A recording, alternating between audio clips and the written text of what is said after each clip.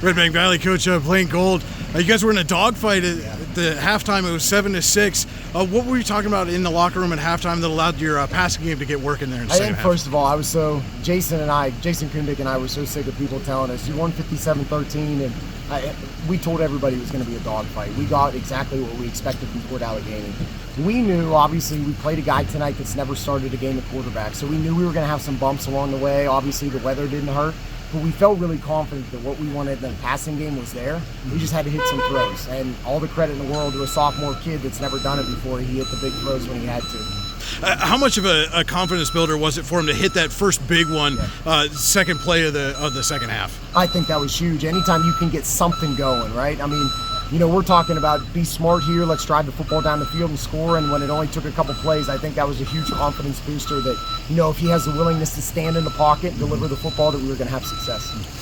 How impressed were you with Ashton Cale tonight? Had a huge game, almost 250 yards, couple of touchdowns, including an 81-yarder that really broke it open. Ashton Cale's a difference maker. I mean, obviously, so proud of that kid from how his season ended last year to where he's at this year. And he's basically been playing this chip on his shoulder that he felt like he let the team down last year, and basically every playoff game he plays, he tells the team that he owes them too. He owes them from last year and he owes them from this year. And we put a lot of weight on Ashton, as we always do with Mason as well. But basically Ashton is a kid that probably from the time that he's a freshman, he probably gets screamed at the most just because I know how good he can be. And tonight, offensively and defensively, that was on a display. I mean, Ashton Cale, there's not many kids I've coached that are a difference maker like he is. And you mentioned you knew it was going to be a dogfight tonight. What did you see from Port Allegheny in the first half, especially in that running game that was kind of throwing your defense off a little bit? The thing about Port Allegheny is they do exactly what you prep for. I mean, everything that we prep for, they did it.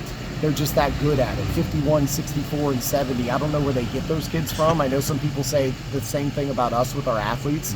They have a phenomenal offensive line. And, I mean, when you look at their philosophy, basically, we're going to take skill guys off the field. We're not throwing the ball to these two backs, and we're still going to run the ball anyways. And you still struggle to stop them. I mean, that's a credit to the type of program that Justin's building there as far as physicality and toughness and winning football games in an old school method that's extremely effective for them.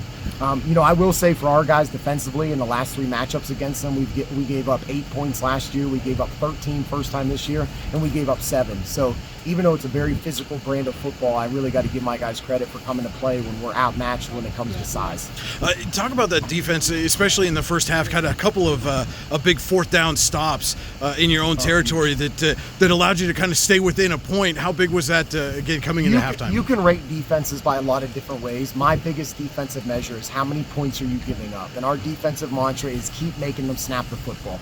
Whether that means they've got a 1st and goal from the 3, if they're going to score, we're going to make them snap it 4 times. And, we gave up the big, long touchdown run. But outside of that, when you look at what we were able to do when they got the ball inside the 20, obviously they got the job done when they needed to. Looking ahead, you're going to get to either Lakeview or Cambridge Springs coming out of District 10 next week. What do you expect to see from either of those teams? I cut my teeth in District 10, born and, raised in District 10, coached in District 10. I know I was obviously was watching a lot of Lakeview when Dan York was there running the football with a physical brand. I don't know as much about Cambridge Springs, but I understand they're playing tomorrow night, right? So we'll get a chance to check it out. It's kind of nice for us. We as a staff and players will get a little bit of a break tomorrow morning because obviously we won't know who we're playing till late tomorrow night. So knowing that you're going to have basically 24 hours before you know your next opponent, how much are you going to enjoy the victory tonight? We're going to enjoy it as much as we can. That's what I said to my coaching staff. I said, if we find a way to win this dogfight, it's a perfect setup for us because obviously we don't know who we're playing, and it can just give us a Friday night, a Saturday morning, and Saturday afternoon just to enjoy it because the amount of time that this takes, the commitment that it takes, it wears you out. So it's nice that we have a 24-hour period to breathe, because there's nothing to prep on yet. So how soon after the final whistle blows tomorrow night are you guys going to be back in the field room? I know I'll be sitting at huddle, and I'll send the tape to whichever coach it was, and I'll be waiting to get it back. All right. Blane Gold, congratulations on the district championship, and good luck next week. Thank you. Appreciate it. Thanks.